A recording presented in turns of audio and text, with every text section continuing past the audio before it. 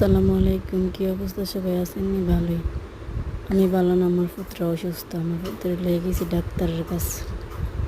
তারপরে ডাক্তার আরও রুগী দেখতেছে, এই জন্য রায়ানরে লয়ে রায়ানের আব্বু হাঁটতেছে। রায়ান তাহে না, কান্দাছে। রায়ানের অ্যালার্জি সমস্যা।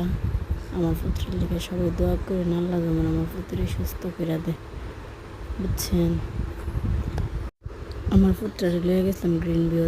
ডাক্তারের রুগী বেশি দিকে এলাকা আমরা গেছি ট্যাঙ্কের ফার ফুচকা খাইতাম।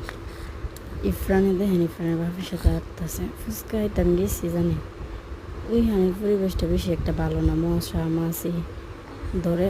এতটাও আমার কাছে ভালো লাগছে না ফুচকাটি। এখন দেখেন কীভাবে সালাদ কাটতেছে, পরিবেশটা তেমন সুন্দর না। যাই হোক, আমরা ফুচকা খাইছি, খাইতে করতেছি। ইফরানে আবার বিরিয়ানি খাইব, আব্বু বিরিয়ানি কিনে দিস। যাই হোক, ওখানে আবার আমরা ডাক্তারের কাছে দেখতেছি। সবাই আমার পুত্রের জন্য দোয়া করবেন, আমার ছেলেটা যেমন সুস্থ হয়ে যাবে। আল্লাহ হাফিজ।